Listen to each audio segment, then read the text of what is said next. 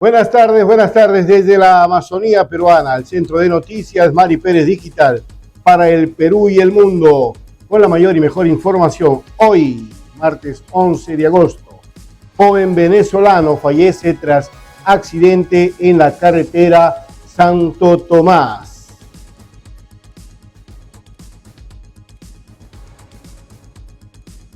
Un ciudadano venezolano identificado como Samuel Angelí Gámez Delfín, de 26 años, perdió la vida tras sufrir un accidente de tránsito en la carretera hacia el balneario de Santo Tomás, a la altura del asentamiento humano Nadine Heredia, en el distrito de San Juan Bautista. De acuerdo con información preliminar, el joven se desplazaba a bordo de una motocicleta cuando un clavo habría ingresado en la llanta posterior, provocando que perdiera el control de la unidad y terminara impactando contra la parte trasera de un trimóvil que circulaba por la zona.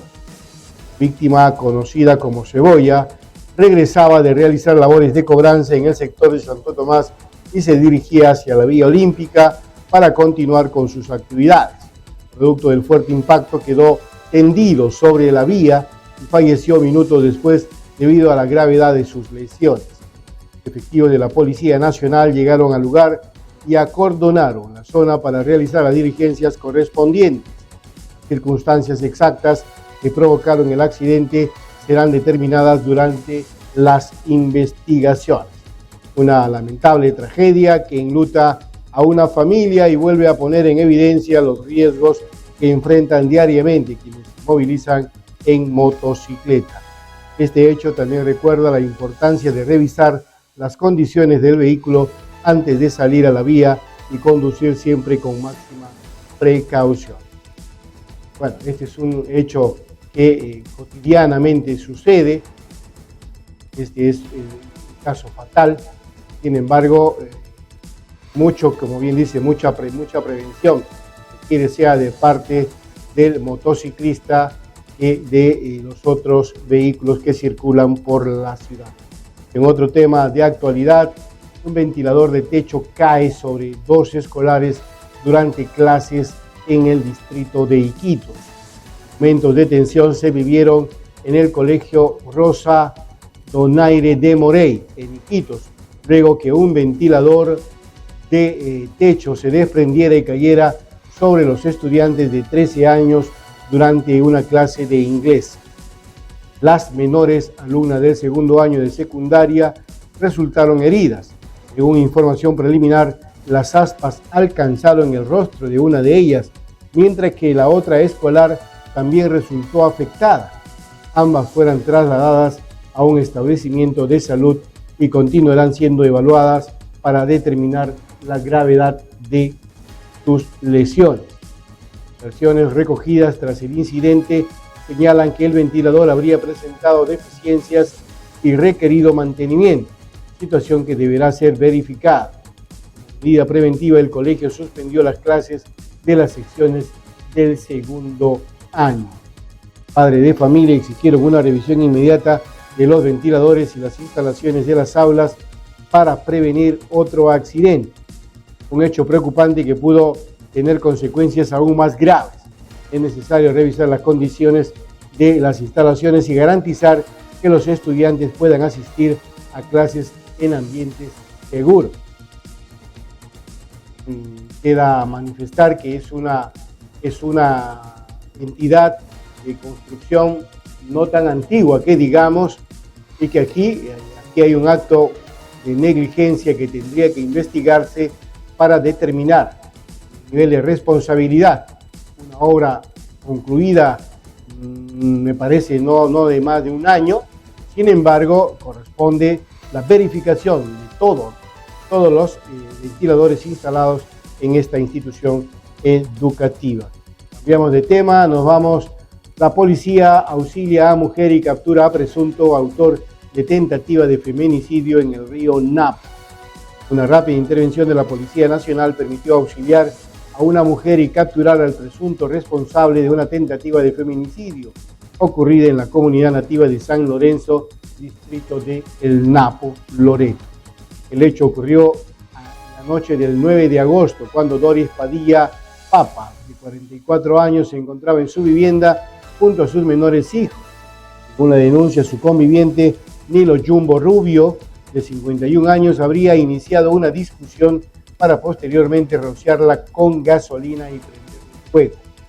Efectivos de la comisaría de la Policía Nacional de Santa Clotilde auxiliaron a la víctima, quien presentaba quemaduras, e iniciaron la búsqueda del presunto agresor. Cerca de las 11:40 de la noche, el hombre fue capturado y trasladado vía fluvial hasta la dependencia policial. Posteriormente, ambos fueron trasladados a Iquitos. La mujer recibió atención médica especializada, mientras que el detenido quedó a disposición de las autoridades. El caso fue comunicado a la Fiscalía Especializada en Delitos de Violencia contra la Mujer de Maica. Un grave caso de violencia que pudo terminar en una tragedia mayor. La rápida intervención permitió auxiliar a la víctima y detener al presunto responsable. Ahora corresponde que las autoridades esclarezcan los hechos y determinen las responsabilidades conforme a la ley. Hay un hecho que no ha sido connotado, sin embargo, habían dos niños de por medio, un niño de 11 años, el hijo de la víctima, había sido quien, gracias a su intervención, el fuego fue extinguido. Queremos que las investigaciones, obviamente, sean hechas con la celeridad del caso y este sujeto pague el precio de tamaño intento de feminicidio.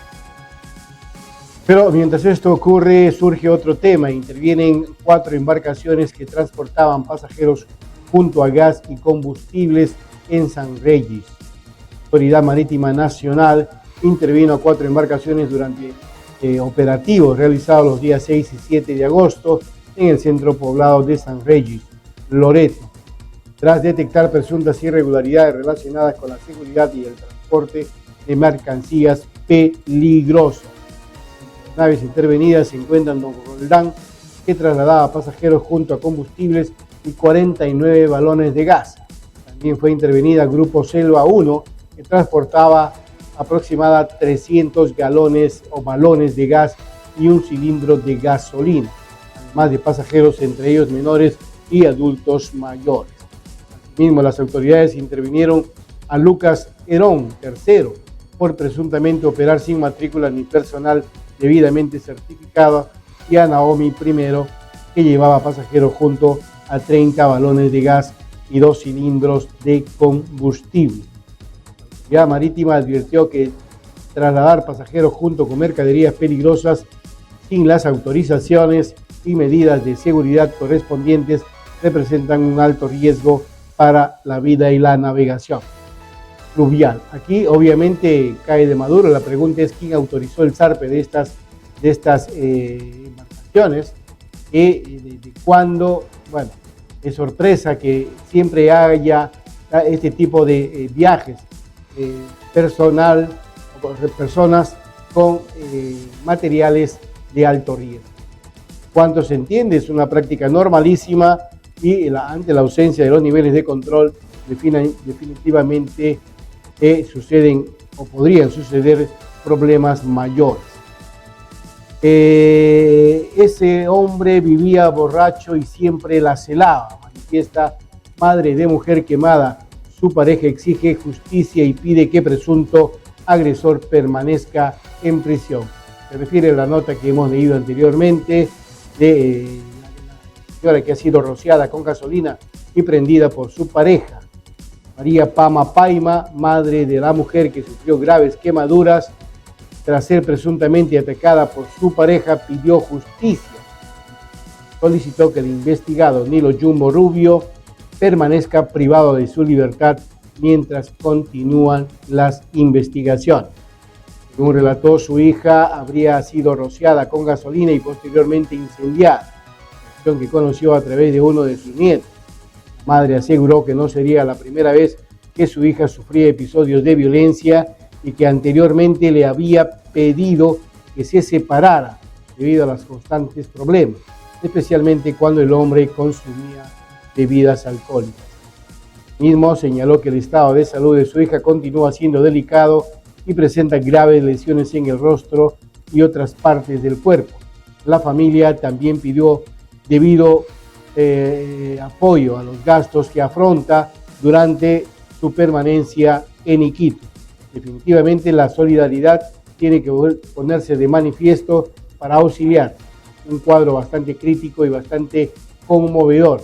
La madre pide justicia, los niños han quedado temporalmente huérfanos, por llamarlo así, ella en el hospital con serias quemaduras y este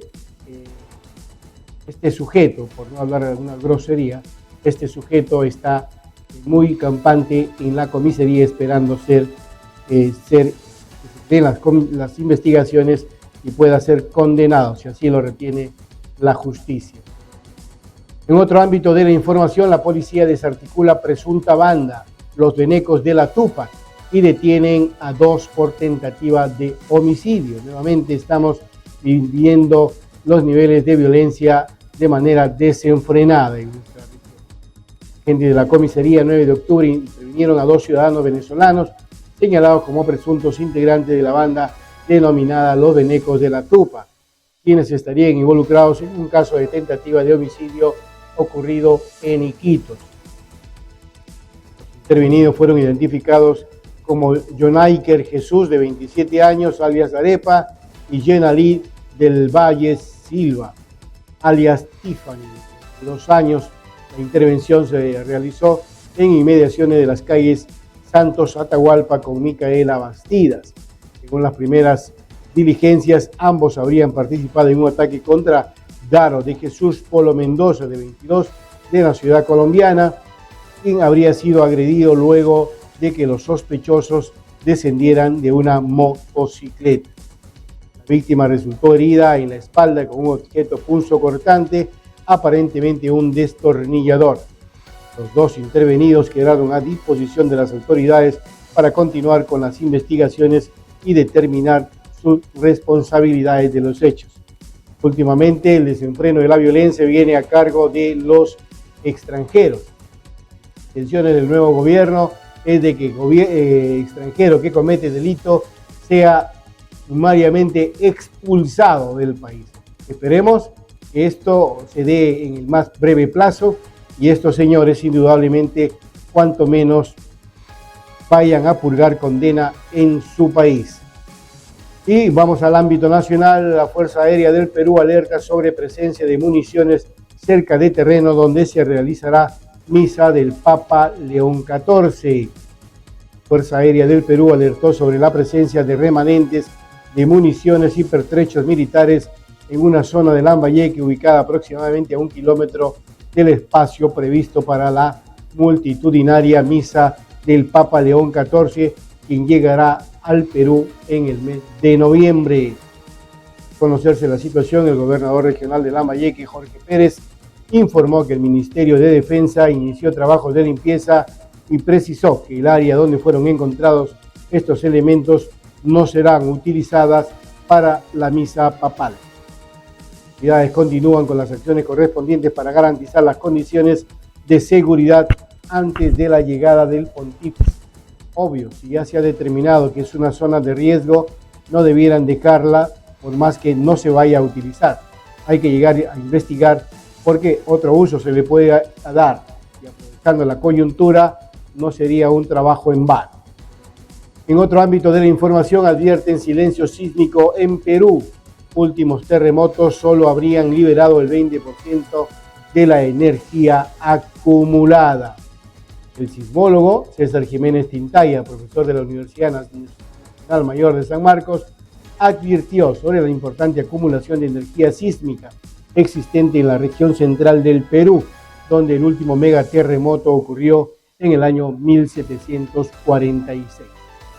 Según explicó el especialista, los terremotos registrados en el 40, en el 66, en el 74 y en el 2007, pese a alcanzar magnitudes de entre 8 y 8.1, habrían liberado en conjunto apenas el 20% de la energía sísmica acumulada en esta zona del país.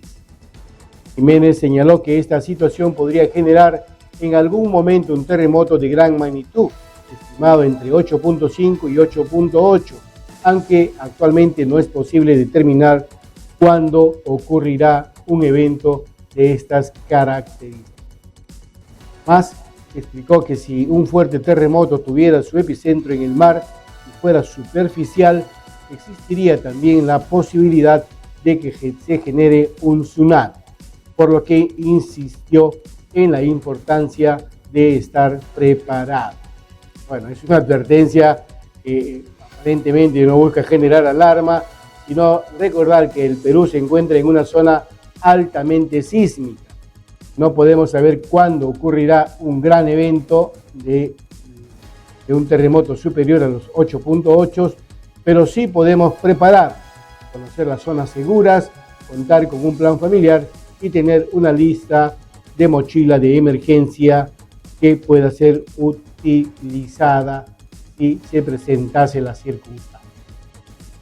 Como lo dice la nota, es una advertencia, no con los fines de alarmarnos, pero sí con el fin de prevenir.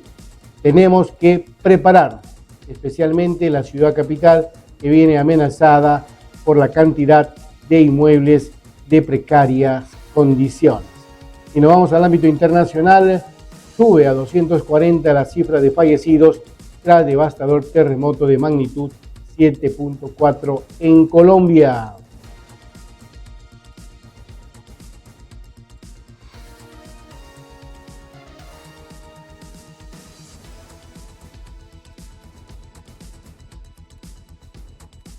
El balance de víctimas continúa aumentando tras el fuerte terremoto.